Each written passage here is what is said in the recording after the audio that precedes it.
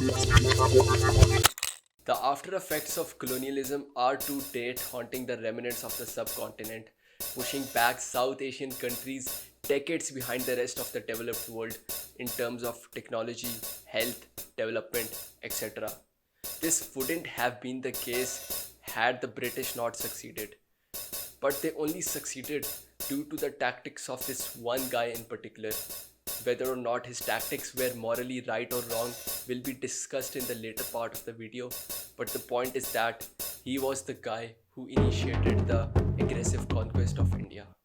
Robert Clive, also known as Baron Clive of Plassey, was a British army officer and administrator who is widely considered as one of the most important figures in the establishment of British rule in India. He was born on September the 29th, 1725 in a village known as Dick in the county of Shropshire, England. He was the second son of a modest landowner. His childhood was marked by a difficult relationship with his father and he did not receive a formal education. Despite this, he was determined to make something of himself. So at the age of 19, he had joined the East India Company as a basic company accountant. Earlier in his childhood, he was, and I quote, out of all measure addicted to fighting, as stated by his worried uncle. By the time he had hit puberty, he had a reputation in his village of being a delinquent, running around markets and levying tax and money from insecure shopkeepers by blackmailing them. In one bizarre incident, during his maiden voyage to India, he accidentally slipped off deck into the ocean where he could have drowned if not for one sailor who spotted him entirely by chance, saved and fished him out.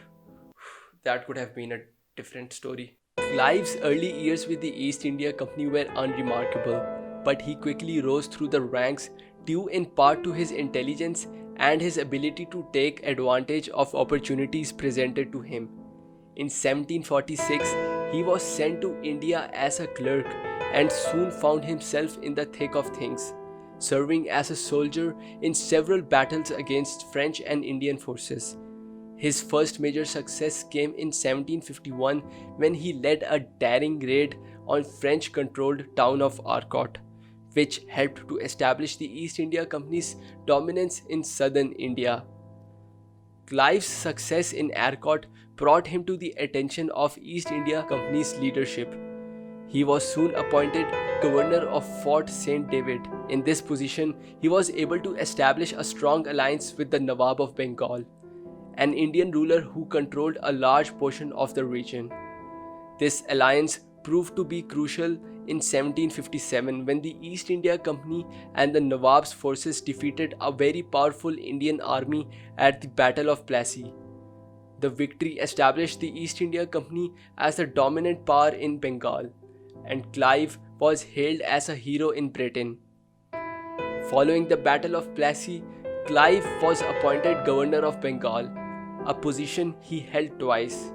He used his power to establish a strong British presence in the region and to implement policies that benefited the British economy. He also became a very wealthy man, amassing a fortune through his various business ventures and through the use of position to enrich himself to a point where he became the richest self-made man in Europe. But let's be real, it wasn't just his military prowess that secured him the title of Conqueror of India. No, it was his unparalleled ability to bribe and cheat his way to the top. He served as the governor of Bengal from 1758 to 1760 and helped British establish a system of government that would be used in the later years as well. Clive returned to England in 1760, and despite the controversies, he was hailed as a hero and was awarded a peerage by King George III. He served as a member of the parliament and continued to be involved in the affairs of the East India Company.